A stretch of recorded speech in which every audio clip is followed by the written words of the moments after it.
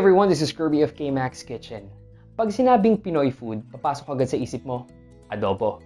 Ang daming ng versions nito eh. Bawat probinsyang puntahan mo, merong sariling recipe ng adobo. Merong adobo sa puti, adobo sa gata, chicken pork adobo, at kung ano-ano pa. Today, I'm gonna show you my own version of adobo. I got this recipe from my nanay. I call it Adobong Iga. Ready ka na? Tara, luto tayo. Adobo. This is the Spanish term for marinade. When the Spaniards colonized the Philippines, nakita nila ang paraan natin ng pagluluto na gumagamit ng asin at suka. Wala pa kasing refrigerator noong araw kaya naman kailangang i-preserve ang mga pagkain gaya ng karne gamit ang mga pampalasang ito. Inawag nila itong adobo. Dumaan ang maraming taon at unti-unting kumalat sa buong bansa ang adobo na nagkaroon ng iba't ibang versions. Pero ang traditional adobo ay ginagamitan ng toyo, suka, bawang, dahon ng laurel at paminta. Pinababad ang karne sa mga sangkap na ito bago lutuin. Ang galing, di ba? Ano bang kailangan natin? We need 1/2 kilogram of Pork Kasim, 1/2 kilogram of Pork Liempo. For our marinade, we need soy sauce, vinegar, oyster sauce, and ground black pepper. We also need minced garlic, onion, bay leaf or dahon ng laurel, whole peppercorns or pamintang buo, sugar, bell pepper, lemon juice, and chili flakes. Okay, prepare muna natin yung pork. In this recipe, we'll use a combination of Pork Kasim and Liempo. Mas masarap sa adobo yung malaman and nagmamantika at the same time. Cut lang natin yung pork ng maliliit na piraso na parang pang minudo. Mas madali kasing maluto pag maliit yung cut and mas nanunuot yung lasa. Make sure na hugasan natin mabuti ito bago i-prepare. In a bowl, lagay natin yung pork.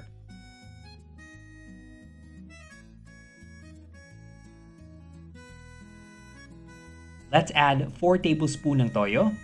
I'm using just the regular soy sauce na mabibili kahit sa suking tindahan. Maglagay din tayo ng 2 tablespoons ng suka. You can use cane or white vinegar. Then about a tablespoon of oyster sauce. We also need a teaspoon of ground black pepper and a teaspoon of brown sugar.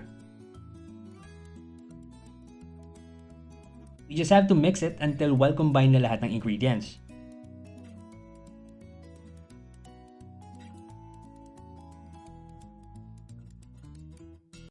I-marinate na natin yung pork.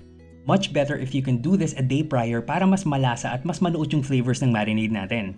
Pero kung wala ka namang oras, 30 to 45 minutes ay okay na. Takpan lang natin ang cling wrap and set aside. Alright, so while our pork is marinating, prepare na natin yung aromatics. Unahin na natin yung bawang. We just have to mince 4 to 5 cloves ng bawang and set it aside.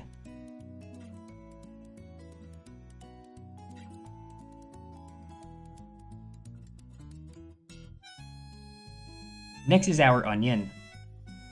I'm using just half of an onion. Dice lang natin and as always sa mga iyakin, hugasan muna natin yung onion bago hiwain para mabawasan yung pag-release ng enzyme which irritates our eyes. I-set aside lang natin. We also need half of a green bell pepper. Nagbibigay ito ng additional na aroma sa adobo.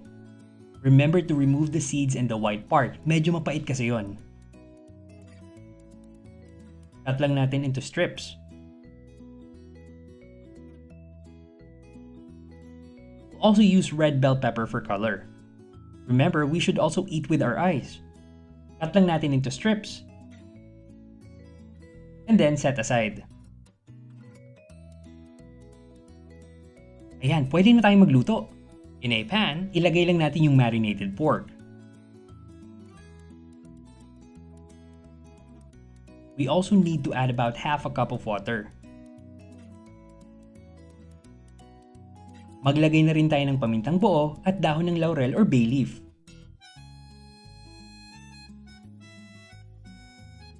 Haluin lang natin at pakuluan ito hanggang sa lumambot.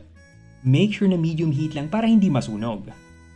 If meron kayong pressure cooker, much better kasi it'll cut the cooking time. Kung wala naman, okay lang. Palambutin lang natin yung baboy ng mga 40 to 45 minutes. Mas okay kung may takip yung wok para trap yung init at mas maluto ng mabilis yung karne. Make sure to check it from time to time. Haluin din natin to ensure na even yung pagkaluto ng karne. If If hindi pa malambot and nag-evaporate na yung sauce, you can add water hanggang sa lumambot yung pork. And then simmer it for another 5 minutes. Let's check it. Ayan, nag-evaporate na yung sauce and luto na rin yung pork. Pero for us to make sure, gagamit tayo ng tinidor to cut the fat and skin. If nahihiwa mo na, you're good to go.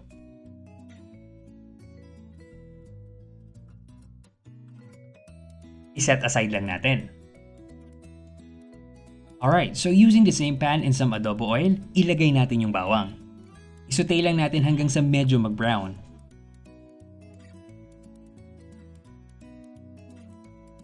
After 2 minutes, add natin yung onions. Igisa lang natin hanggang maging translucent.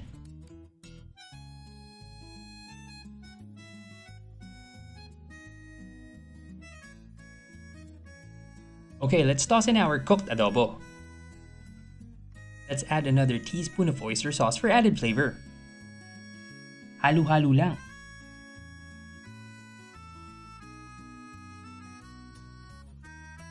At this point, add some freshly ground black pepper.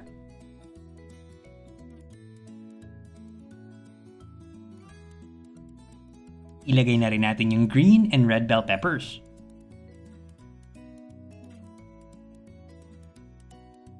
Igisa lang natin ang mga ito hanggang sa maluto. Halo-halo lang. Naglagay din ako dito ng lemon juice, around a teaspoon. You can also use calamansi juice or vinegar, depende kung anong available. And to balance everything, let's add half a teaspoon of brown sugar. And then just mix it all together. You can adjust the taste depending on your preference.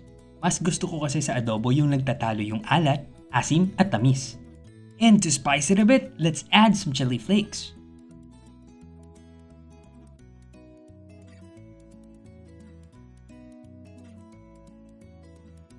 And we're done! Kung mapapansin nyo, wala tayong sabaw dahil iga means tuyo in Batangas.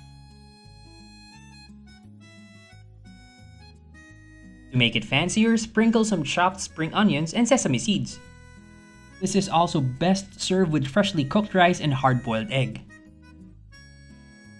And there you have it everyone, our Adobong Iga. You can serve this for lunch or dinner tonight. Thanks for watching everyone, and if you like this video, please don't forget to give it a thumbs up. Subscribe ka na rin and hit the notification bell para updated ka sa mga future recipes na i-share ko. And share mo na rin to sa mga friends and family members mong mahilig kumain at magluto. And also don't forget to follow KMACS Kitchen on Facebook and Instagram. And if you have any questions or any suggested dish na gusto nyo lutuin ko, please comment down below. Malay mo, next episode natin yun na yung lutuin ko. Again, this is Kirby of KMACS Kitchen. Tara, kain tayo!